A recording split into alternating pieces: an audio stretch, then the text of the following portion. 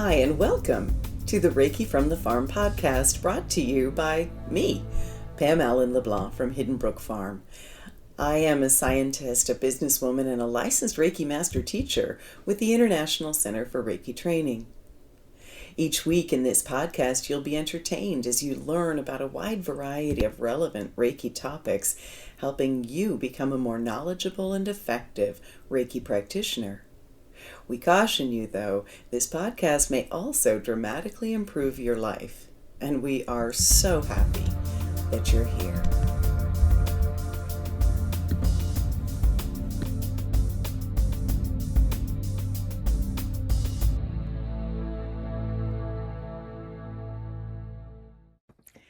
So welcome everyone to this month's Reiki Share and this week's podcast. With me, I have my daughter, Kathleen LeBlanc. Welcome, Kathleen. Thank you for having me. And we're here to talk about your Reiki business today and just what that means. And the business is different for everyone. And Kathleen and I are both business people. And she recently finished her MBA. I finished my MBA and she was 5 weeks old at my graduation. And I actually did my grad pictures with her in my arms. And yet even with that background, it was very difficult for me to start a Reiki business. It was 9 years getting comfortable with it. And so I really want to shorten that timeline for you guys. I don't want it to be 9 years of you getting comfortable with it. And so we've got something today that may help, and we'll also let you know about an upcoming 6-month coaching program that we have to help people with different aspects of your business. And we've actually got 2 different coaching programs, one if you're starting your business and one if you're growing it. And so if that makes sense to you today, I hope you'll join us. And we will be taking us through actual meditations and so on. Oh, thank you, Susan. I had everybody put in the chat ahead of time what the biggest challenges are. And as I'm reading them, it's so common for all of us. So I'm just really excited to share this with you. And whether you join us in the courses or just join us today, it doesn't matter. I think that just do whatever's best for you. But I think we want to leave you with some tools today and just some information and ideas of how to go forward. And then if it does make sense for you to take a deeper dive and have that little bit of extra help, then we're going to be there for you, because nobody should be 9 years with an MBA and lots of business background getting comfortable putting business and Reiki together. So guys, before we go too far, I just want to let you know about some of the things that we have coming up at Reiki from the Farm, or here, March 28th and 29th. Tracy and I are teaching healthcare Reiki in person in Connecticut, as well as online. And so if healthcare Reiki is something you've been curious about, please join us. We are noticing that it has a huge impact, the level 1 and 2 class, on our own health, whether we need help physically, which is where it's really been helping me, or mentally, which Tracy says that's where she's really been getting a lot of help, or even emotionally or spiritually, whatever people need. There's just a better understanding of health, and really we all find that we're very much stepping into better health all the way around. So if that speaks to you, we'd love to have you join us at the end of March. I also have one of those classes, a healthcare Reiki online class, this weekend. Animal communication for Reiki practitioners, followed by level 1 and 2, level 3, and master. I'm teaching between April 11th to 17th. So the level 1 and 2 classes over the weekend, and the professional practitioner and master class are online over a few evenings. We also have a Holy Fire level 1 and 2 and master class, April 25th and till the 29th. So you can do just the 1 and 2, just the master, or both. And those are both online and in person at the farm. And I don't teach a lot of master classes in person, but if you've been waiting or wanting to attend an in-person master class, There's one in April at the farm and again in August in Campobello. Those are the only two that I really teach in person all year. We also have Animal Reiki 1 and 2, May 2nd and 3rd, and the master training is online over 4 evenings the following 2 weeks. And also in September next year, I will be in Hong Kong teaching. We're heading to Africa for some classes very soon, which I can't wait to tell you about. I'm ridiculously excited about it. And we'll do my best to try to share lots of photos and information when we get back. And so would love to have you join us for any of that. So, guys, tonight we're talking about meeting the spirit of your Reiki business. And this is a concept that I became aware of through an article of Colleen Benelli's, actually. But first, I just want to welcome you all. And I want to talk about the inspiration, both for my Reiki Business Book, for helping people with your businesses, and for the next book that Kathleen and I are working on right now. So basically, it did take me a long time to, even though personally I have a science degree and then I studied part-time to finish my MBA or Master's in Business Administration. I was working with the government at the time, and I wound up in a really interesting position with the government where I was leading trade missions all over the world. I was leading companies from New Brunswick. We were bringing back millions of dollars in trade. It was going extremely well. But I got tired of working for the government, and I was in such a high profile position that a lot of the companies and a lot of other government organizations were offering me jobs. And at one point, I found myself expecting my third child and with 7 job offers. And I took the job offer with a company that was having a hard time keeping their doors open and had to downsize. Our first meeting was, who do we lay off and how do we keep the doors open? And it took a while, but within about 3 or 4 years, I'd grown that company to be the third fastest growing company in Atlantic Canada. And then we spun out another company called, that was Precision Metalworks. It was an advanced manufacturer. Not a lot of you know this, so I'll tell you a little bit about that. We worked with NASA and Oak Ridge National Labs and Lawrence Livermore National Labs and the Princeton Plasma Physics Laboratory and solar companies and semiconductor companies. And the components that we built were to a really extreme level of quality. Actually, a leak we built vacuum chambers, and a leak in our vacuum chamber the size of a human hair was a huge leak. In fact, an inaccuracy the size of a fifth of a human hair. That was about as inaccurate as we were able to get in what we did, and we were really good at it. And then we spun off a company to build class 1 nuclear components. And so it was a really big deal, and we did really well until we lost an $18 million contract, and we just couldn't survive that. And when that happened, I did some deep introspection because I was working all the time. I traveled and worked, and I loved what I did. I loved my boss. I loved my coworkers. I really enjoyed it, but I really wasn't home as much with the kids as I wanted to be. And I don't know if you remember this, Kathleen, but when we lost that contract, you were 11 years old, and I was home for about 2 weeks, and you came over and wrapped your arms around me, and you said, "Mommy, it's really nice to have you home." And you just broke my heart a little bit. And I said, "You know what? I had some other job offers that people were reaching out with. And I just said, you know what? I'm not going to do that. I'm not going to jump right back into that. I want to be home more for my kids. I had a farm with horses and things that I loved.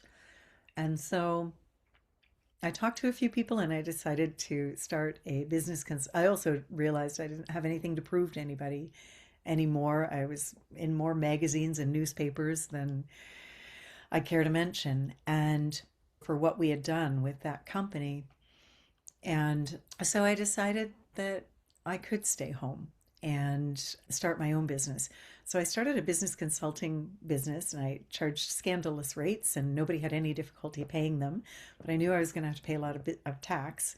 So I also was teaching horseback riding because I've been a horseback riding instructor since I was 15. And I thought, I'm losing money over on that business. If I put the two of them together, I'll have to pay less income tax. So that's what I did. And it should have been great, but then my health failed. And that's when I discovered Reiki and eventually decided that that the business consulting didn't feed my soul and the Reiki did. I'm very passionate about it. I love it. I love sharing it with people.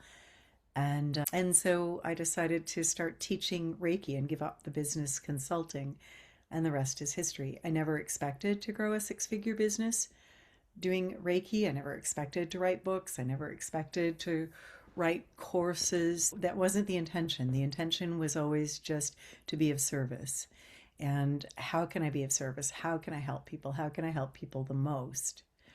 And then I think some of you know this story, but I will repeat it for those who don't. In March of 2020, and most of us remember March of 2020, I had gone to England to teach a course, even though Reiki told me not to. The guidance told me not to. And after the course, of course, the borders were closing and everything was shutting down due to COVID.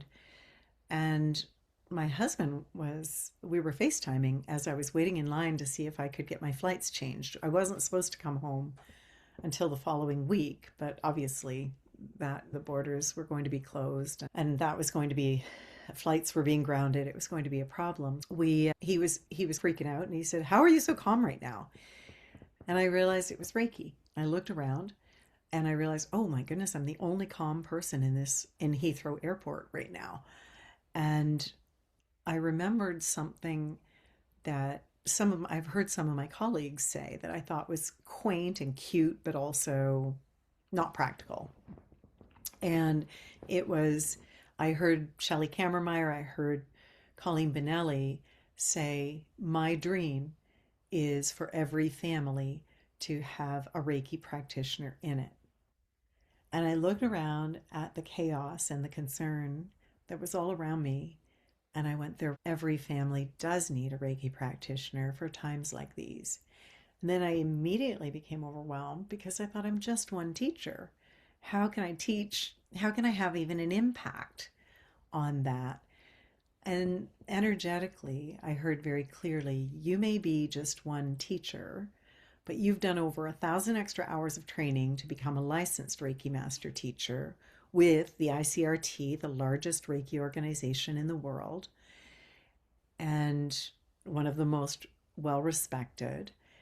And it said, and not only, so you are in a position of leadership, and not only that, business, and you have an MBA, and it still took you 2 years with a website saying under construction and 9 years to get comfortable bringing business together with Reiki. Can you imagine if somebody didn't have that background, how difficult it would be or it must be for them?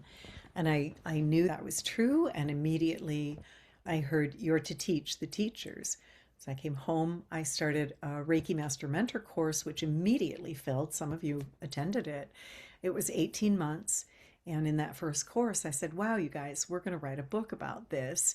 And that became the Reiki Business Book, which has helped thousands of Reiki practitioners around the world start their Reiki businesses.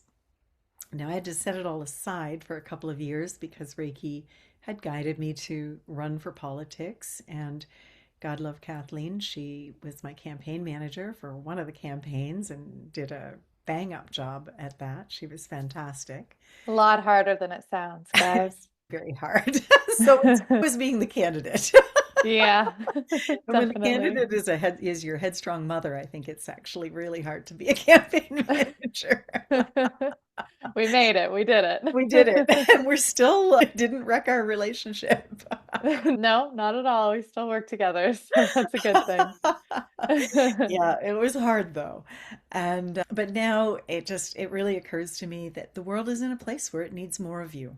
It needs more of you out there sharing Reiki, spreading Reiki, and my goal with the book and with our coaching programs and so on is to give you a way to get your businesses going, and so that we can reach and help more people. The more of you that are out there sharing this, the better. So that was way more than I meant to say, but I'm just so glad that you are all here. Kathleen agreed. She's just finished. She's a brand new MBA, actually. And we did teach some business courses in the past, and they were really good, and we loved them. But what we learned from them is that we really threw so much at people, and then we left them to unpack it on their own. And we went back and revisited it and said, if we're going to do something again this time to help people, what we'd like to do is stretch it out over 6 months so that so that people don't get overwhelmed, and so that we can give really clear homework assignments. And if you don't have a website, by the end of the month, you'll have a website well underway and that sort of thing. So we really took what we had learned from our previous courses, from our business experience. Kathleen has owned a few businesses already herself and done very well with them. And we designed something else, and we'll talk about that. But we also, and with it, we are going to write on the next book. We're going to write it together. We've discovered that we really write well together. And so the Reiki Business Book is for people and the Start Your Reiki Business course are for people who are just starting their course. And then the Grow Your Reiki Business, and I think that is going to be the name of our book that we will write together, are for people that have a business and they have a website, but they're ready to grow. They're ready to take that next step. And Justina's saying she doesn't like the word business. And that's a good point, Justina. However, what I'm going to say about that is it is a business. And what the issue is not the word business.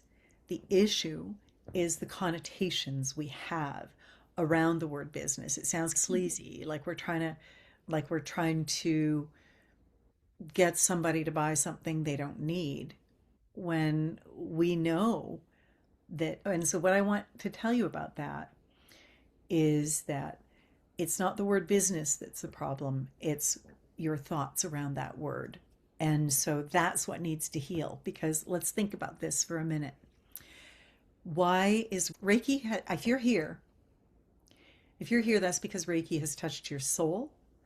It has most likely changed your life. It has helped you find yourself. It has brought harmony into your life, into your relationships. It has done 1,000,000%. It has done all of that for you. And for each of us, for each one of us, Kathleen is also a Reiki master. For each one of us, Reiki has just incredibly changed our lives in the most incredible way. We all know that. We all experience that. I once had somebody say, Pam, you got to realize that not everybody has miracles happening around them every day, and you're so used to it, but it's odd for us. And Reiki does bring that energy. So we know that part of it. But the only reason, and I really want to emphasize this, the only reason all of us learned Reiki is because it was a business. Because business is a language, it's a system that crosses borders and languages and cultures. You're so welcome, Justina. And if we think about it, it's not uncommon. I struggled for 9 years, for heaven's sake, so I'm not being critical of anybody that has a difficult time bringing business into Reiki, because it's ridiculous that it was that hard for me with all the business experience that I had. But I had an impression around the word business that, well, no, that's trying to push something on somebody, that's being salesy, and nothing can be further from the truth. But the only reason any of us received Reiki is we all paid somebody for our classes and our sessions, which dramatically improved our lives. And then let's think about it for a minute. We pay people when we get our haircut. We pay people for our eyeglasses. We business is a system of energy exchange. That's all it is. And if we can look at it like that, then it can be helpful because let's think about this. The reason that business or the reason that Reiki still exists is how did Yusui Sensei decide to share Reiki with a business? How did Hayashi share Reiki with a business? And what about Mrs. Takata with a business? So the reason it's around is that business has very clear parameters around it. It's not a religion. It's available to people from any religion. It doesn't exclude anyone. A business just very clearly says this is what it is and this is the exchange. That's it. And I think somebody, Marissa, was that you that had a question? No, sorry. No, that's okay. No worries. Okay. So sorry about that, you guys. I guess I'm very passionate about this. And so our next book that Kathleen and I will write is about growing people. So just a little bit about us. I guess I told you about myself. Kathleen, can you tell people why you're here and what you're bringing to the table? I already know, but probably everybody else doesn't. Yeah, absolutely. So I had a twisty journey, as many of us do. It's the cornerstone of a happy life, in my opinion. I started in science. I did a little bit of research, decided that wasn't for me, and ended up going to do my yoga teacher training across the world. And then while I was over there, I found a job teaching yoga over in Austria. So I was really lucky to have that experience. I ended up living in Austria for about 8 months on a yoga and ski retreat, and it was just amazing. But while I was there, I wasn't making a whole lot of money. So I thought that maybe I should find another way to get some income in. And so I started freelancing actually. I did a little bit of writing at first, and I decided to do some blog writing and things like that because it was something that I was always really good at was writing. So I just decided to leverage that strength. And after that, I got into copywriting and marketing as a whole, and I started to learn more about it. And I decided that I actually really liked it because, as much as marketing sounds like a salesy thing, what it really is psychology. It's understanding how people think, what they need, and how you can connect with them better. And I really loved that aspect of it. And so I decided, with a little bit of encouragement from my mom, to do my MBA, and it was just a great decision. So while I was doing my MBA, I was working as a manager at a small local business, and now I am working as a management consultant. It's a really great experience. I'm working with a lot of government departments, and essentially helping them out with whatever problems they have. Management consulting sounds like a mysterious made up job, but it actually is a job. I've heard that a lot. And yeah, essentially, it's just whenever businesses have problems, they call in consultants to help them solve the problems for them. So that's what I'm doing now. And that's the short version of why I'm here. And Kathleen, you've helped me in the past. We've put on our business courses, and one of the things I really enjoyed is that although I have business experience, Kathleen is a little more current with some of the tech and some of that and that end of things. And I found we really went well together in that she could bring in a lot of things from your copyright time and talk a little. You learned a lot as well, even from being a campaign manager in an I election did. too. Yeah, I was the campaign manager, also going to school and also working as a manager for that business that I had mentioned earlier. My plate was pretty full at the time, but I learned lots from all three experiences. The campaign manager experience was more so project management, making sure things got done on time and managing people. And my manager job was a little bit of the same, actually, but it was more operational and looking after the day-to-day aspects of running a business, all those fun things like taxes and bookkeeping and answering emails, and the less glamorous stuff is what I did then. And now I'm learning even more at my current job. I have anywhere between 4 and 6 projects going at a time with different organizations. And I always learn something completely different with each one. So we do a lot of strategic planning, we do HR work, we do all sorts of stuff. Yeah. And I know that you're already quite busy and that you've agreed to come and give me a hand with this. You've helped Reiki practitioners before with their businesses, and you get pretty passionate about it, just like I do. Why? What about that do you really enjoy?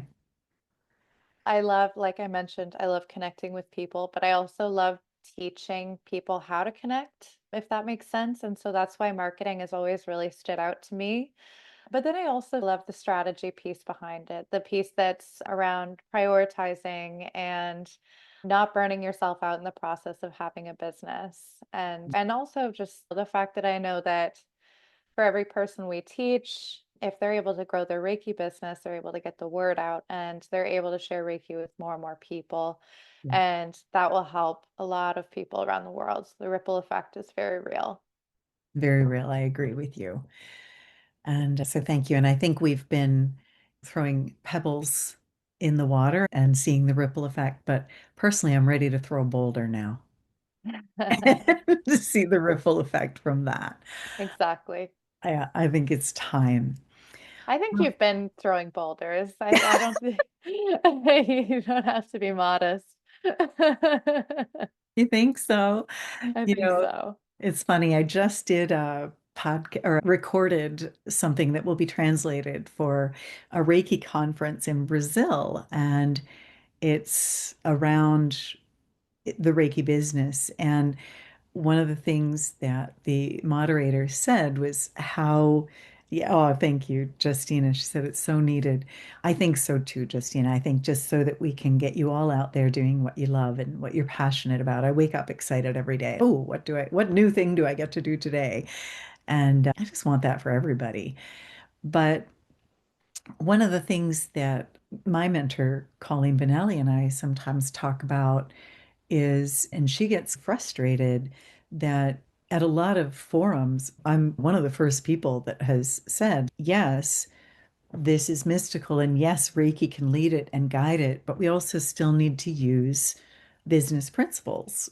The in it's you have it is we have a small business, and so we need to treat it like that.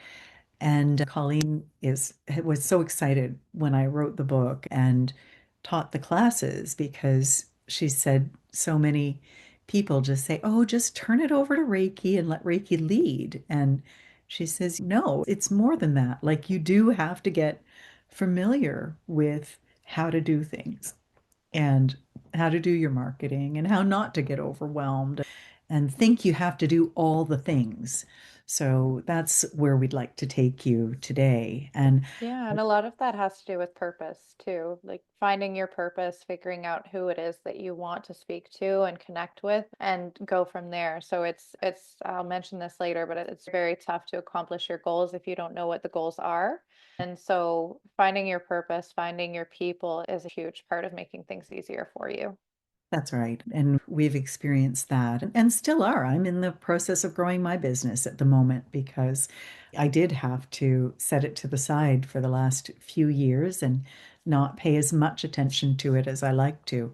And so it's been really good to get back to it and focus on it again and really appreciate it.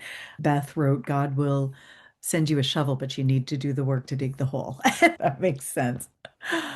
So, where was I going to go with this, Kathleen? You just, oh, I have an outline, but I'm totally not following it as I often do. I know And I'm trying to look at your outline to see where we are, but we're not on it. We're not on the outline, Kathleen, at all. We haven't been on the all outline right. since the beginning. I think Fair maybe enough. two lines were on the outline. I'm just too passionate about this. The One of the things I wanted to make sure you all knew is that everybody's business looks different. And the Reiki Business Book, when I was writing it, the energy, I actually don't remember writing whole chapters of that book. It was just the energy was just flowing through. And actually, I must say, when I write that way, I think I'm a better writer. I went back and looked at it, it was like, oh, this is pretty good. But I honestly can't take a lot of credit for having written it. I think I was just an open channel letting it flow through. And but one of the things, the energy at the very beginning of the book, in the very first chapter, was everybody's business needs to fit them. And so you're not telling people how to have a business like yours. You're going to be guiding people into finding the right business for them. And if that's something you're not sure of, go ahead and just go onto my website. It's Pam Allen-LeBlanc, PamAllenLeblanc, Pam Allen-LeBlanc at love.com or something like that. I'm gonna have I to can look look it that. up. Thanks, Kat. And that's my book business website. Actually, Kathleen helped me design that. And you can just sign up for our newsletter if you don't already get our newsletter. Oh, it's just PamAllenLeBlanc.love. I think you're Here it is. right. Yeah, I think so. That's, yeah, Wanda looked it up for us and said this Oh, is okay, Pam Allen perfect. LeBlanc. Thank you, Wanda. It says it's PamAllenLeBlanc.love. So if you go on PamAllenLeBlanc.love, that's the book website. You don't even have to purchase the book. All the meditations are there for you. Go through the meditations. They're lower down on the website. Also, if you sign up for our newsletter, and please, if you don't already get our newsletter, take a minute to hop over there, or to Reiki from the Farm. But when you sign up for the newsletter through the book website, we automatically send you the first chapter of the book. And in the first chapter of the book, is an exercise that will help you define your purpose and help you define the direction that your business, the one that's right for you, would go in. So please take a moment to do that after the podcast if you haven't done it already. So, Kat, we asked some of the people that are here with us this evening where they are with their businesses, and it's almost a 50-50 or 60-40 mix of starting and growing their businesses, isn't it? Yeah. Some are starting, some are established and ready to grow, some are just not intending to even start a business yet, but that's okay. I'm happy that you're here. Your business might be 5 years out, or maybe your business looks completely different from what you think a business would look like. We're going to uncover that a little bit today. But one of the things that we've noticed is everything that exists in the world of form first exists in the formless realm. That's everything from the earth itself to every thought or idea or creation or anything that is manufactured or baked or made or grown. Everything, every idea, everything at all, anything at all in the world of form first existed in the formless realm, and then it came into the world of form. In our Reiki Master Manual with the ICRT, William talks about the Big Bang Theory and how everything that exists came out of a singularity. And so everything that exists came from nothing, which is the formless realm. So today, what we're going to do is take you into the formless realm so that you can actually meet your business and learn more about it. And that can help you open the doors and open the channels to allow it to move into the world of form. So, Kat, we are finally getting to the outline. And Nice. sorry. We're going to go to our talking points. We talked about there are two distinct phases in a Reiki business, starting the business. And what we've noticed is that takes courage, structure, and permission. You have to give the permission for the business to start coming through. A lot of people don't think about it that way. And then we also have people who have done that part and they're growing a business, and that's really different. It requires clarity, refinement, and sustainability.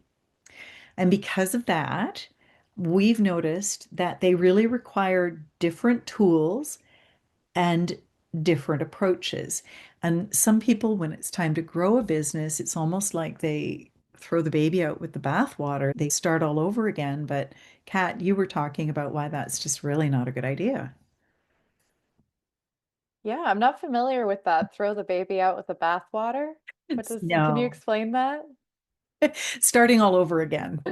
Getting rid of Oh, what you've already got and starting all over again. And you were talking about just the importance of not getting rid of what you've got. It's working, yeah. but refining it and Yeah, moving forward. absolutely. Yeah, refining it and realizing as well that not that everything doesn't have to be perfect. I am a serial perfectionist, so I totally understand the inclination. But that's going to do nothing but hold you back if you expect everything that you create to be perfect and for everything in your business to be perfect. And the other thing is that people don't realize that their business has to be a reflection on themselves more so than if you see someone who's doing really incredible things and has a really successful business. Some people will sometimes try to emulate that or copy it. But 99.9% of the time, that's not going to work unless you have the exact same personality as that person that you're trying to emulate. And so you have to go inwards and look at who you are as a person, what's important to you, what kinds of people you can connect with the best, rather than trying to copy someone else's strategies or marketing or anything. Yeah, exactly, Kathleen. And one of the things that's really important is that your business does reflect you. A lot of us really struggle at first to put ourselves out there. And so a lot of us will come up with a name for our business that doesn't really reflect us, that reflects what we think it should be or whatever. Yeah. Yeah. And that's, you are your business and you are putting yourself out there. So I guess we maybe have to own that. Absolutely. Yeah, and some of And the it oh, comes go off as ahead. more genuine as well. Oh yeah, And it makes things much easier to get started because you're not faking it. You can just be yourself. yeah, And not only does it make it easier, but it makes people more likely to trust you and like you and invest in you. yeah, absolutely. Just it's being yourself and not trying to be anything else. It takes a lot. It takes some of the stress out of it too, because you're not trying to fit a mold that you think you should be fitting. And we often see people if they aren't really connecting with the spirit of their business and listening to the flow and the divine timing and all of that, we see people get overwhelmed. We see people undervaluing themselves. We see people just being invisible from their business, like not being, and just also, Kathleen, you put this, trying to do all the things. Yeah. Yeah. Yeah, that a lot without any sort of thought behind it or purpose. Yeah.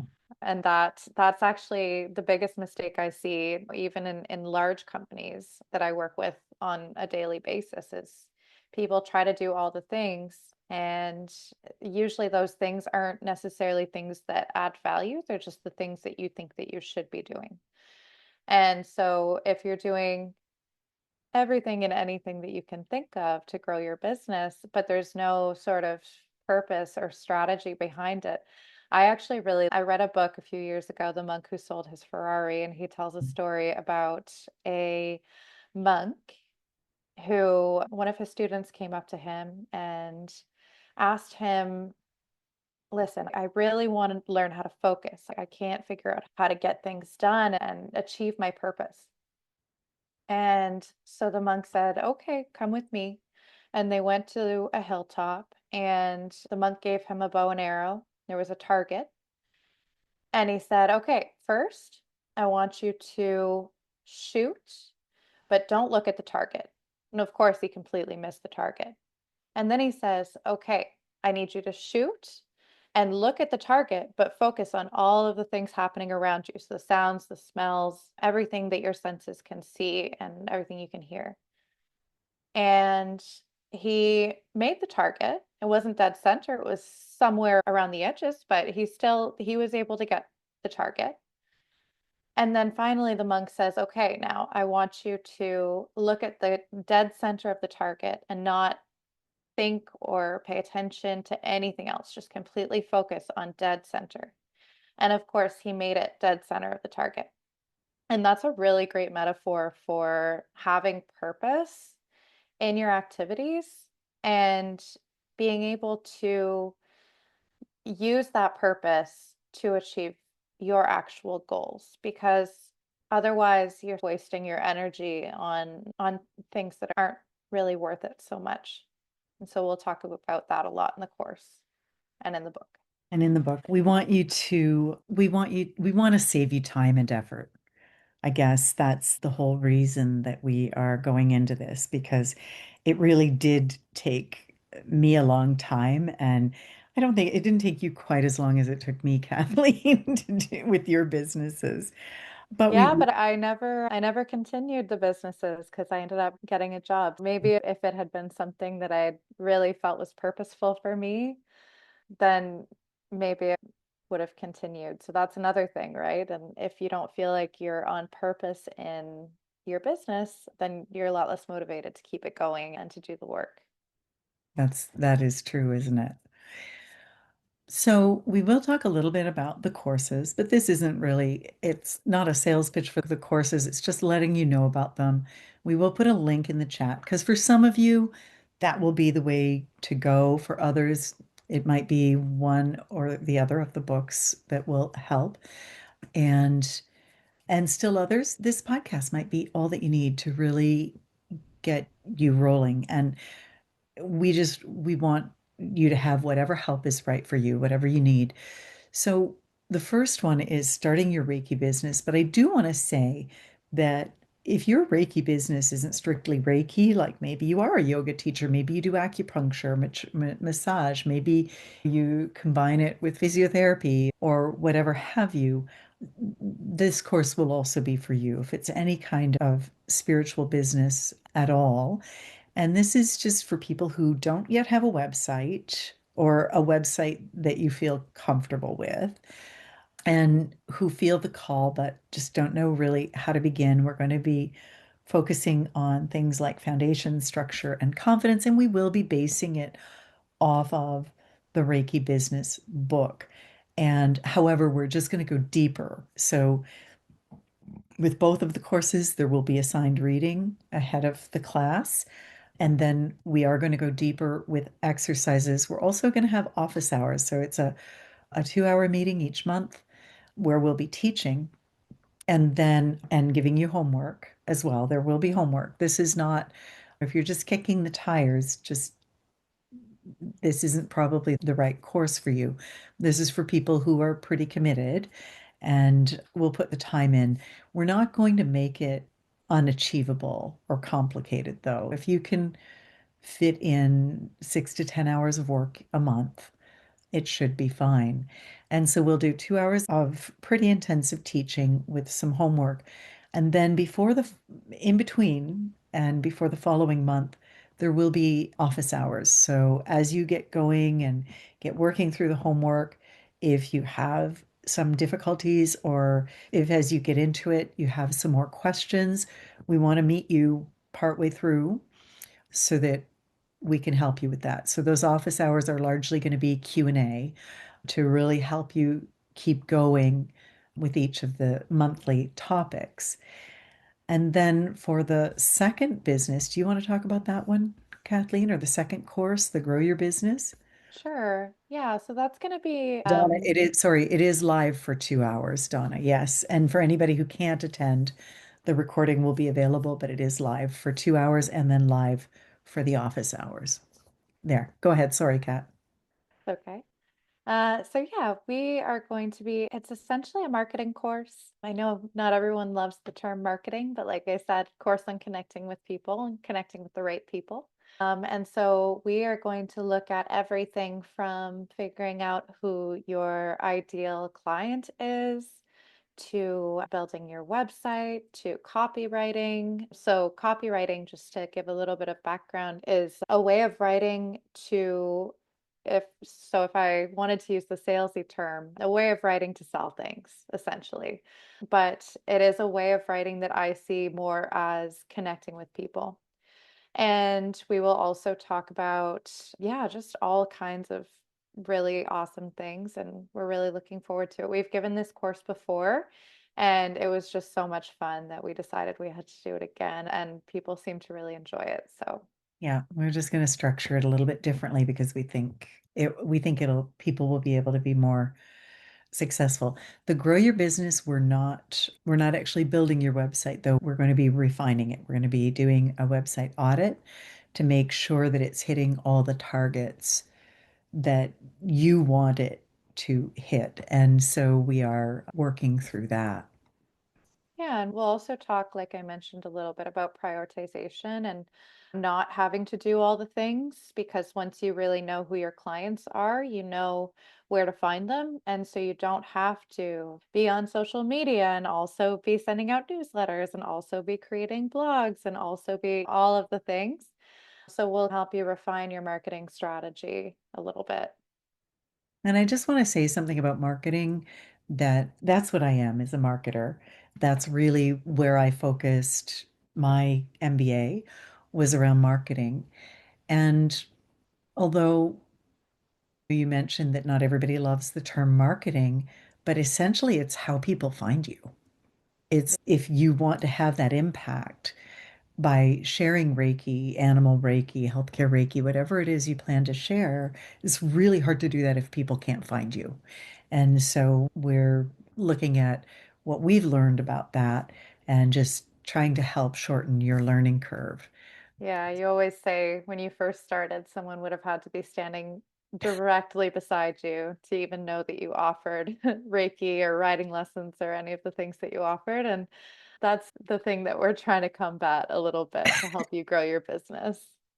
That is true. I was playing so small with my own business that, yeah, you had to be standing right beside me to find out what I was doing. Like I didn't know marketing whatsoever. And yeah, I don't know, like it's really hard to promote yourself. It's probably the hardest thing. And I had to actually, Kathleen really helped me with that, but get, I had to do a master's degree in that it does feel icky, Justina. But I had to learn about that when I ran politically. And I think that might be one of the reasons that I did was just to help me refine that a little bit. So yeah, and we just know that businesses have with Grow Your Reiki Business, like I said, we're not starting over. We're refining and then moving into the next steps. And growth can be uncomfortable. Growth is uncomfortable for just about everybody. And so it's just being there to support you as you step into that. Now, there is a concept or an idea that your business already exists. It has an energy, a personality, a stage of development. But if we aren't working collaboratively with that business, we can get off track. We can aim elsewhere. We can burn out. We can come into resistance and stagnation. But if we do work in conjunction with it, in conjunction with Reiki, and let Reiki lead even, then it feels a bit like a relief, a clarity. The next steps seem simpler. And Kat, I guess you told the story about the monk and hitting the mark. I guess you talked about what marketing means as well. So let's go ahead and go into just a little bit of Q&A. Sure. First, can we just answer Michelle's question? She I'm was just asking sorry. if the courses overlap each other this year. Thanks, Michelle. They do. We are offering it from the end of March until the end of August. So it is going to be a 6-month course, and they are being offered at the same time. So, yeah. And I do suspect, though, that we'll do something very similar next year as well. And I should have mentioned with the second course, we are writing that book. And and could somebody do both together? I think they could. I think so. Yeah, I I think don't they see why could. not. Yeah. Yeah. I've been giving that a bit of thought because you're not the first person to ask that. And I think you could do both together. Now, one is a Tuesday evening, the other is the following Wednesday evening, and the office hours are together. But yes, I think you could do both together. And also, you will have the recordings and the PowerPoints afterward. If there were some things you had to hold off on, you will also have those. And what we are going to do with the Grow Your Reiki Business course is we are going to be writing the chapters. We've got our book outline and chapter outline, and we've just been just starting on it, just getting into it, but they're not quite ready yet. And we'll be sending you the draft chapters, just a couple of chapters at a time to read ahead. And so you will be seeing the book as it's forming, and that will be what we guide the course with. And we hope you'll give us feedback too if we missed anything that's important. We truly want to have the feedback. So, yeah, it is exciting, right? Like you guys are going to be part of the process. And as a matter of fact, when we are finished the book, we would like to use some of your success stories in the book and maybe even invite a couple of people to join us on the podcast to talk about some of your success stories. So that is where we'd like to take it. And so, yeah, let's get into the questions that we were thinking people might like to know. Sure, sounds good. You have been teaching Reiki and building a business for a long time. When you look back, what feels the most different about how you relate to your business now versus when you started? The biggest thing is that even though I always believed in Reiki, I didn't always believe in myself. And I didn't always believe that I was up to the task of sharing this wonderful and amazing thing in a way that it needed to be shared. And I have to say that when I started my business in 2011, my Reiki business in 2011, I'd started my horse business before that. People also weren't as open to things like Reiki and animal communication. And so I am familiar. Some of you live in regions where people still aren't open. I am familiar with having to navigate all of that. But I also noticed that I wasn't always confident in myself.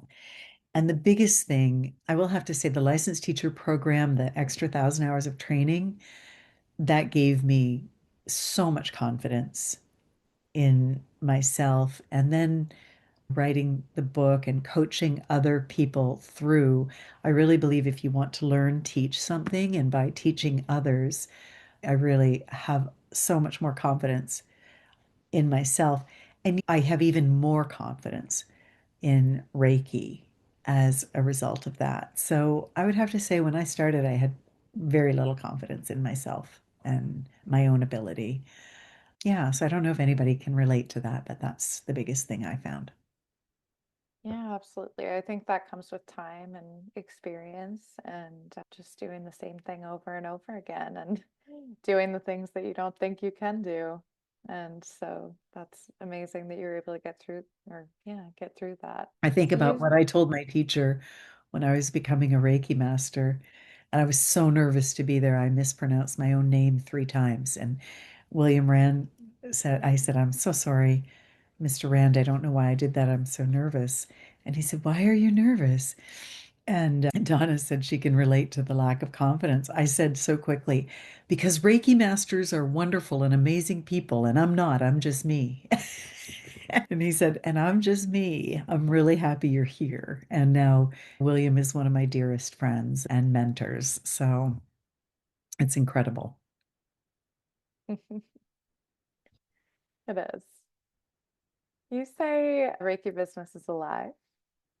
When did that click for you, and what does that actually mean to you? I noticed that Reiki was always providing guidance as I was growing my business and as I was starting my business.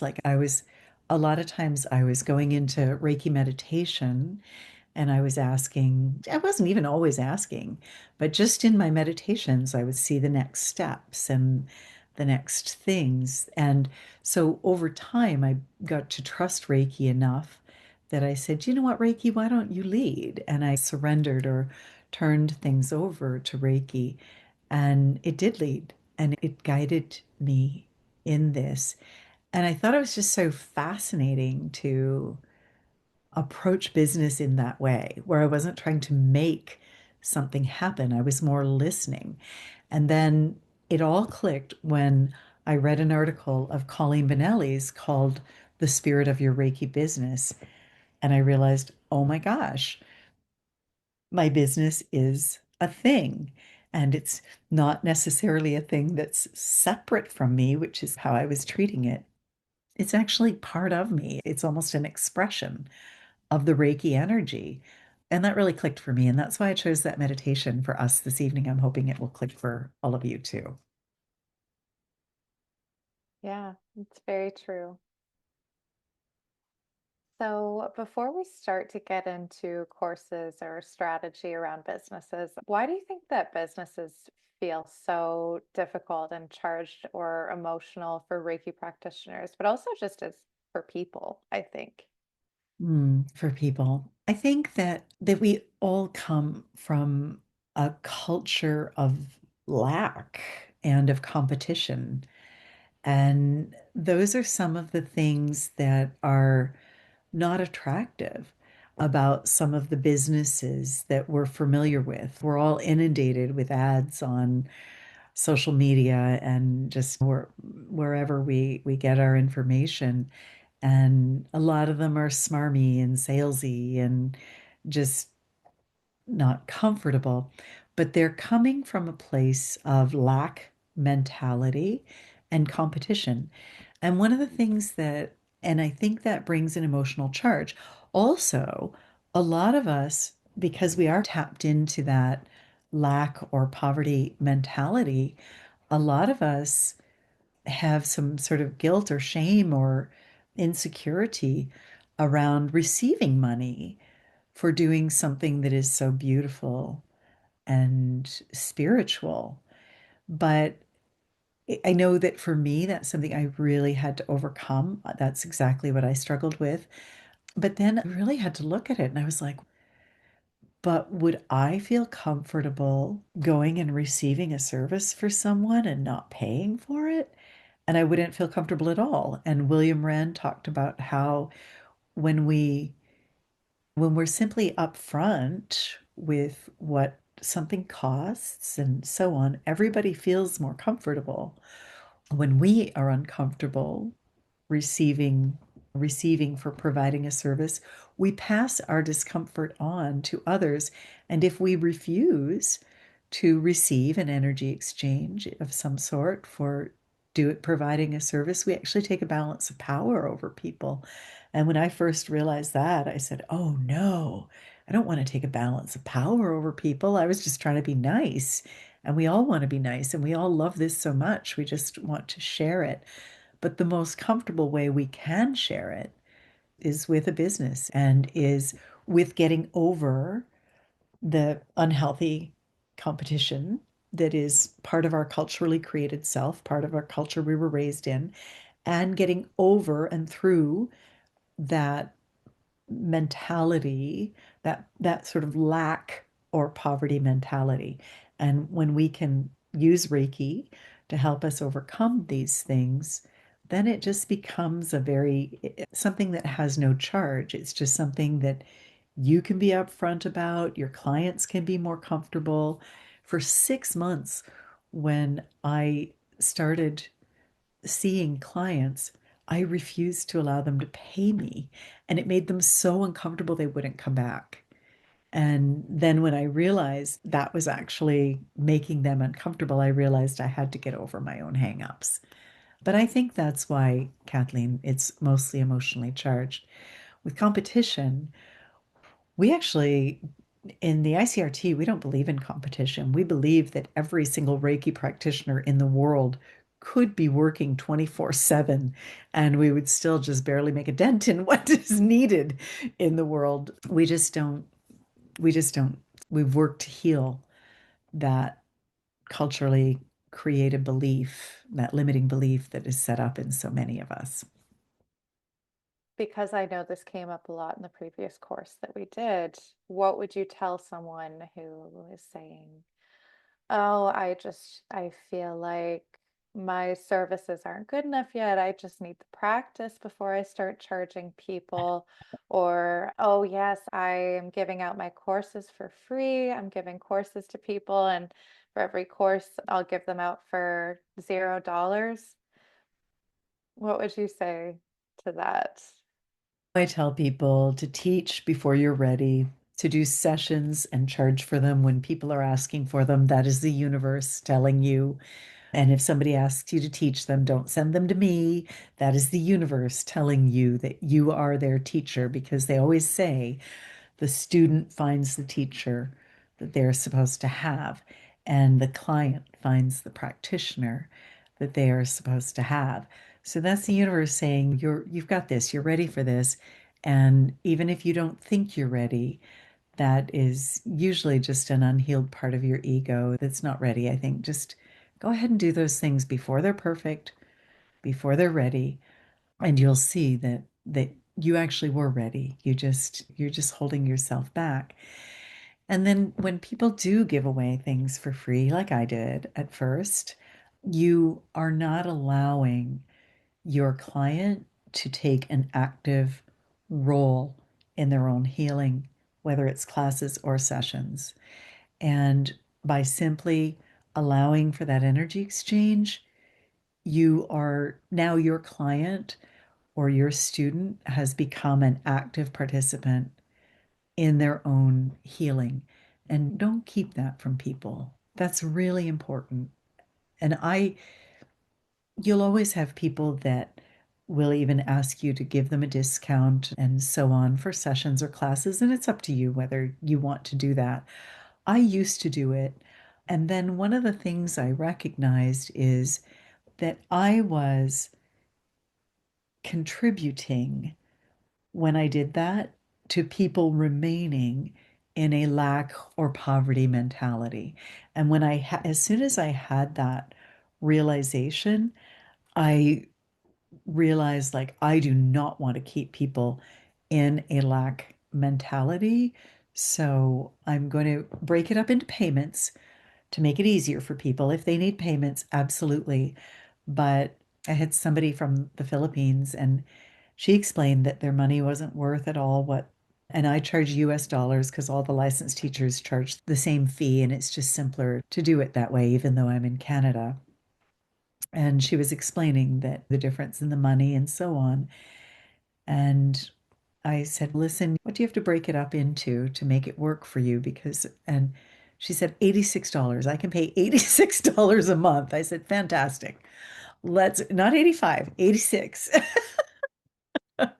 And she did miss a month, I think, but then she caught up eventually. She sent $86 a month. She attended the class even before she was finished paying. I just can't send the certificate until the payments were all in. And she was so proud of herself when she made the last payment. And I was so proud of her. When I saw the last payment come in, I did a little like happy dance and a little celebration. I was just so proud of her. And she sent me a message like shortly after and she said, I just sent and I could feel the excitement in her that she managed to do that. And and I said, I know, I saw it, and I'm so excited for you. I am getting your certificate in the mail the instant that I can get to the post office because I'm so proud of you. And do you know that she has become the animal Reiki person for the Philippines?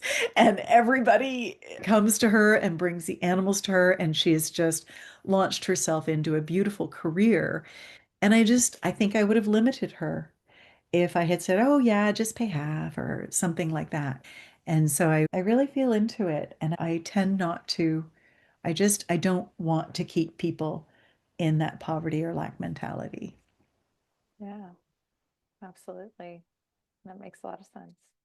Well, Kat, let me ask you a few questions. You have literally been around this work just about your whole life. You became a Reiki level 1 and 2 practitioner when you were 11 years old, I believe it was. Was that the I year? don't know. I have no idea. Yeah, you're, wait now. Your sister was 9, so I'm sorry, you were 13 years old. 13. Yeah. You were 13. You were 5 weeks old at my graduation from my MBA. What do you think? You grew up, you watched me grow the business and then grow other people's businesses, and then you watched me grow this one from the ground up. You knew how hard I had to work, but what do you think that your perspective is? What did you learn from that? I saw a lot of work going into it.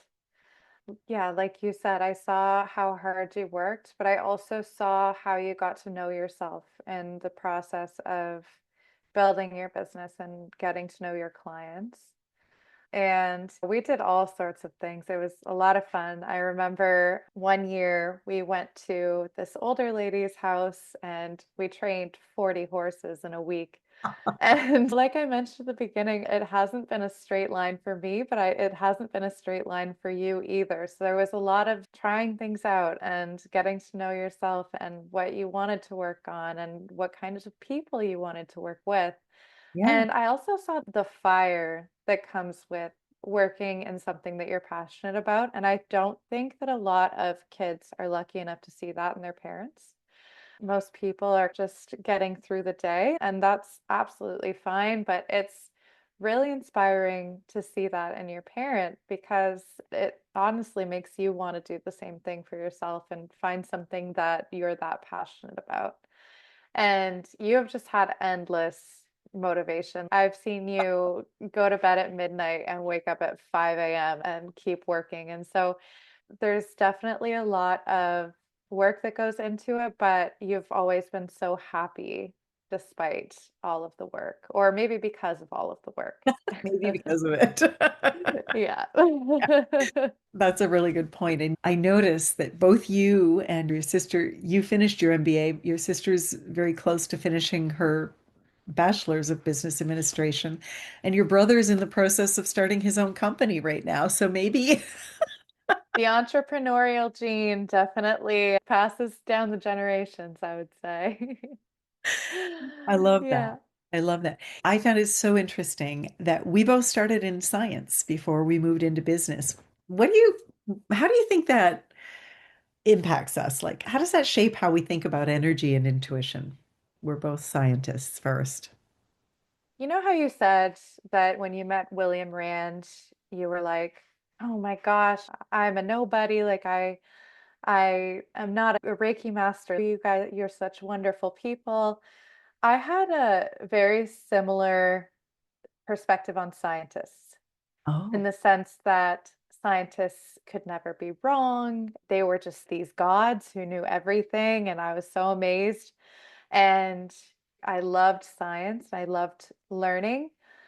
But through that learning, I also started to see science like what it is. And really, it's a bunch of humans with questions they want answered. And they're going to try to get those answered in the best way that they can. But those humans are flawed. And they can only learn so much through experiments, and trial and error can go wrong. There's a bunch of rules you have to follow when you're setting up a scientific experiment, and not everyone necessarily follows them to a T. And so I realized that they're not gods. Like I always thought they were, and that science is not the be all and end all of the world. And don't get me wrong, I have a tremendous amount of respect for science and all of the advancements that it's brought. And I'm very proud to be a scientist, but I know that I am flawed.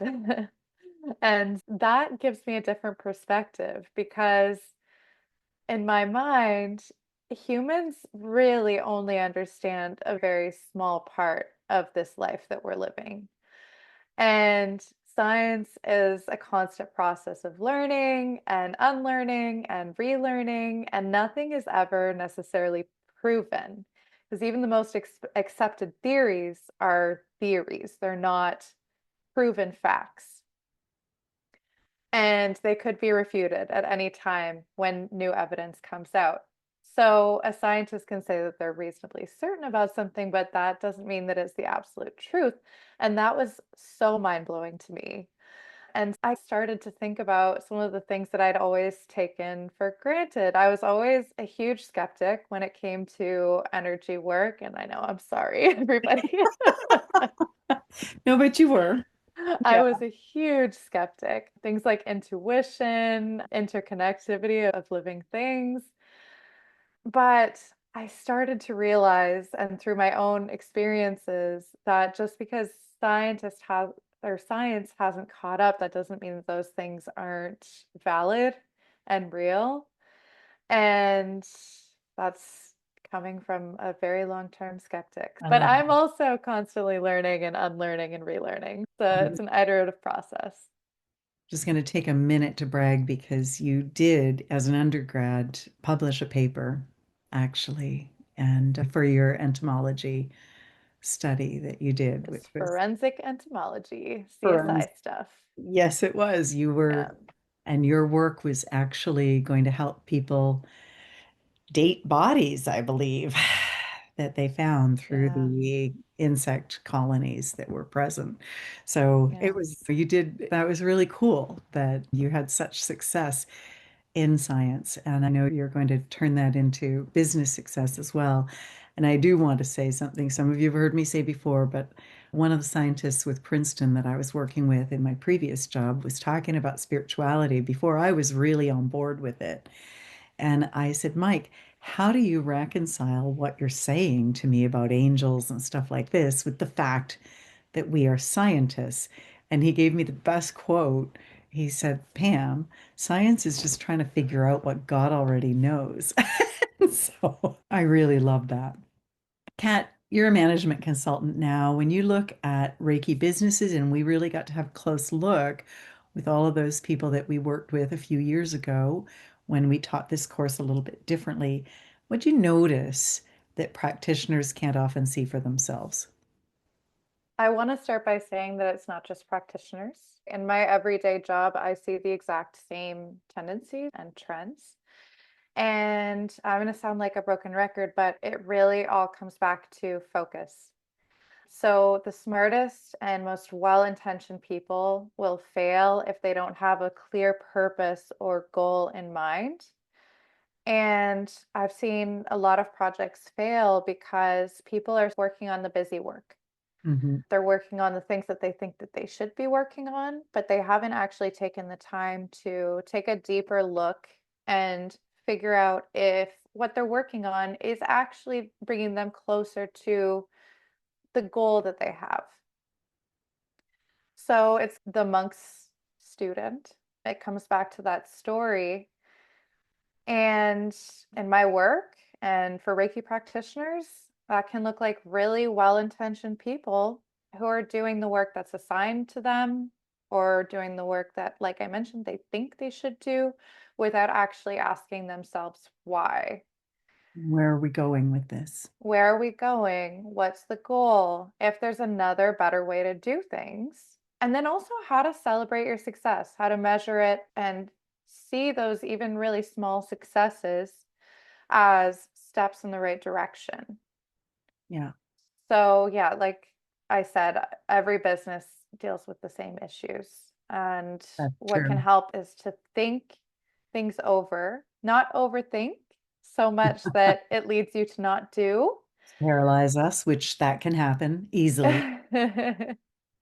But Mm. before you do anything, just ask yourself why you're doing it and if there's a better way. And if the answer is, I'm doing it to get closer to my purpose, which I've already set out for myself, and there's really no better way that I can think of, this is the way, then absolutely do it and set yourself some small steps and get that thing done and break it out into smaller steps within the task at hand so that it feels a little bit more manageable.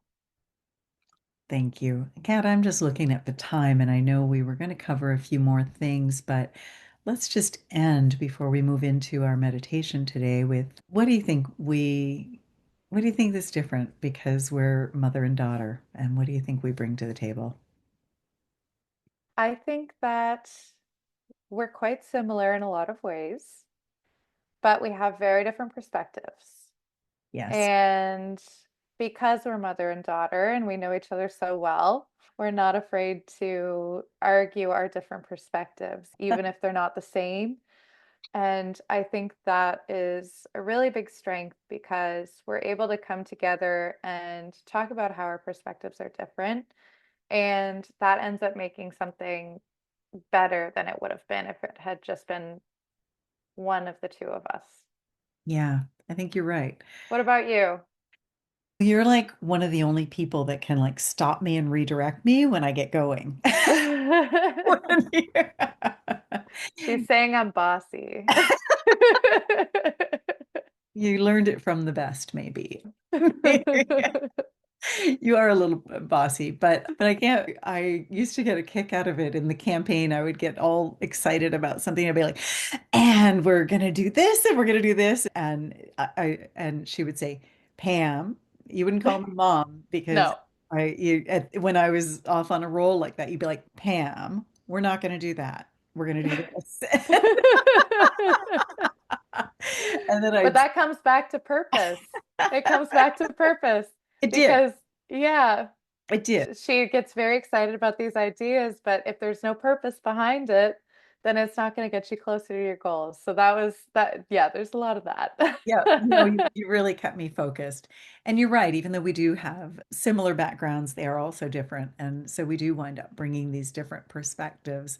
And I love that we can disagree and still totally get along afterward and also see each other's perspective and then see how that strengthens the end product. And we did that when we designed the classes as well. And yeah, it was really fun. It's so much fun It to is.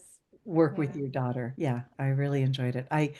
When you went back to do your MBA, I really have missed you incredibly as my assistant. And I know you're not coming back, but I do need to train somebody else to take that role. Yeah, that's okay. Dad said he'd do it. Yeah, he did. He's as easy to work with as you are. You read my mind. You speak Pam, and I so don't think that I do. no. I tell you to explain yourself, and that Oh, seems to work well for me. oh, Give him that's some it. tips. Yeah. Well, guys, thank you for hanging in with us. I'd like to lead you in a meditation now that helps you meet the spirit of your Reiki business. This is from the Reiki Business Book, and it's really inspired by that article that I read by Colleen Benelli, Meet the Spirit of Your Reiki Business. And what this does is it's going to allow you to co-create your business with the spirit of the business itself. And so I'm really excited to share this with you today. Anything you want to end with, Kat, before we move into that today? Thank you so much for being here. And it was great getting to chat with all of you today. It was a lot of fun. All right. Thank you. Let's go ahead and Kathleen, maybe you and I will meet the spirit of our book. So that will start. We've been fiddling around with it, but just allow that to start flowing in a little bit better. There you go. All right, everyone, I'm just going to invite you to make yourselves comfortable. Close your eyes, take some deep breaths, and bring your hands up into Gasho. And from here, just invite the energies of your symbols, the power symbol, the mental emotional symbol, the distance symbol. If you have any master symbols, just invite them all to join you now. And if you work with guides or enlightened beings, if they help you in your work, invite them to join you as well. And then we also invite the spirit of your own unique Reiki business to join you today. even if you are not aware of its presence yet or at this time. Now, I invite you to imagine that the distance symbol is in front of you now, and it creates this beautiful bridge of light. And on the other side of the bridge is your Reiki business. Just imagine crossing the bridge of light and meeting your Reiki business on the other side. And if you haven't heard a name yet or decided on one, invite your Reiki business to let you know what its name is.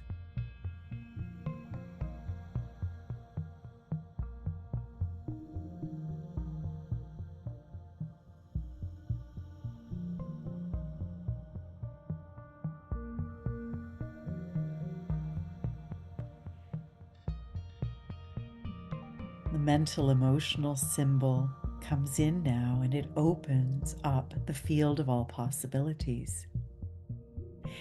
It becomes a spiritual translator for you to help you communicate better with the spiritual aspects of your business itself. And it helps you receive important information about it. At the same time, the power symbol or your master symbols activate the physical nature of your spiritual business to help you manifest energy and intentions into form. Place your hands comfortably on your body now and give yourself Reiki, just allowing the Reiki energy that surrounds you to first heal your beliefs and limitations around this relationship or around the business itself, or even the word business.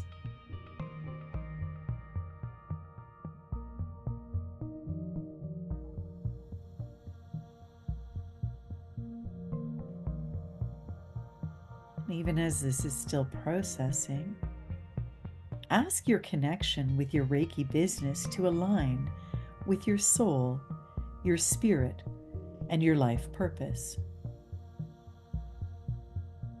You are empowered with Reiki to move forward in this relationship and on your soul journey.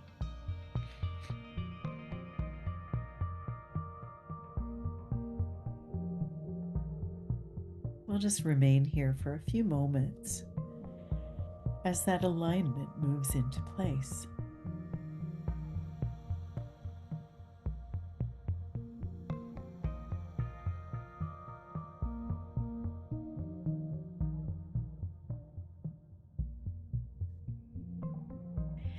Now, I invite you to release any fears or resistance that you have around the existence of your business and around your ability to work with it or to bring it forward into the world.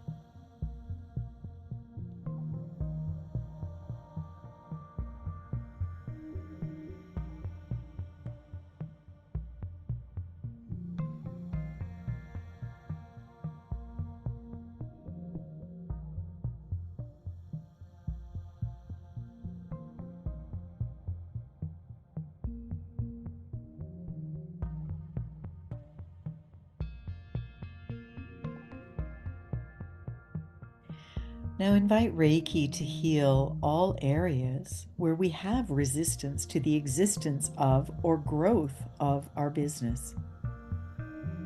And to also heal any parts of you that may be resistant to the idea that our Reiki business has consciousness and can interact with you.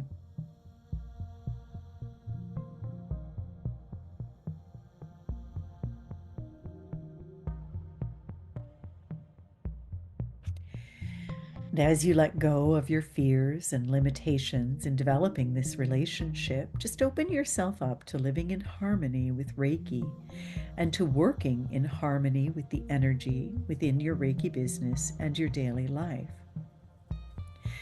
We invite Reiki to create the priorities that are just right for you and for your business, and to imbue you with confidence, alignment, and spiritual purpose, helping you to take the actions that will allow your business to become a reality and that will allow your business to support you financially. The more our businesses support us financially, the more we can do energetically. Invite your mind to stay focused on the day-to-day tasks and practicalities of operating a small business. And then take a moment to listen to your heart, to allow your heart to add its intentions now.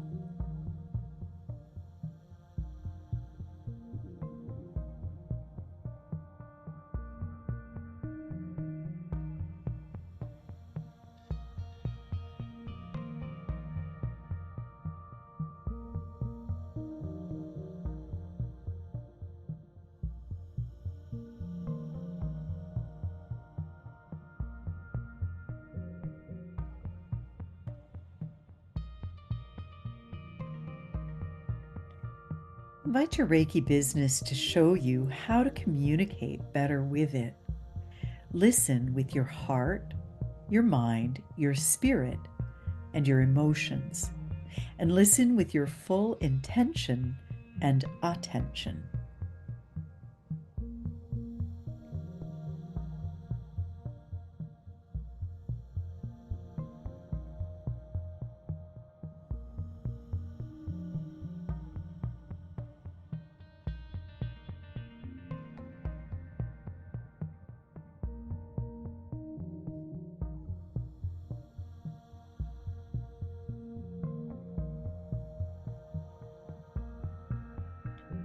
And now we invite the Reiki energy to help you align with the physical and spiritual manifestation of your business, bringing in that wonderful alignment and that better understanding. Take a moment now and just give the spirit of your business access to you within that space of alignment.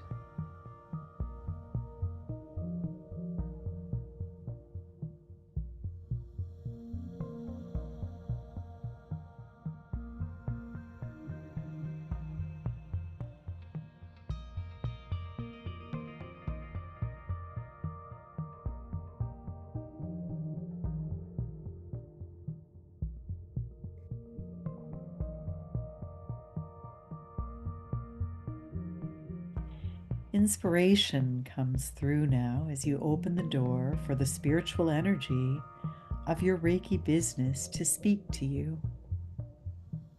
What does it have to say?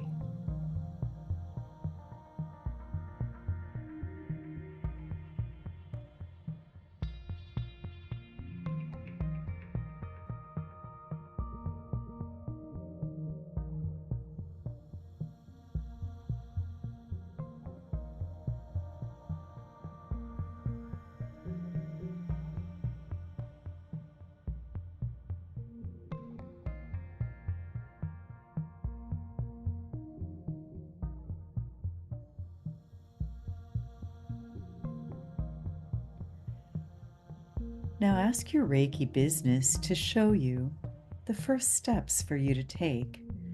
You'll probably notice that they're not complex or complicated. They're simple.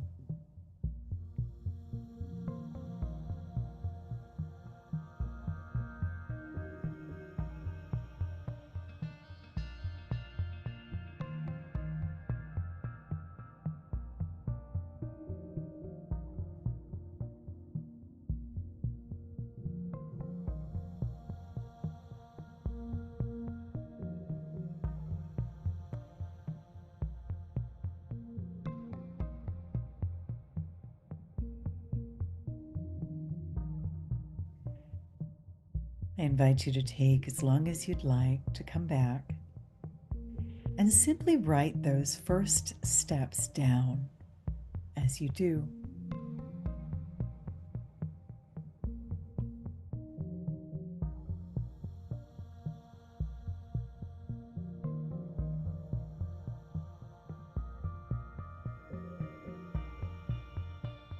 So, friends, I hope you enjoyed our Reiki Share, our podcast this evening.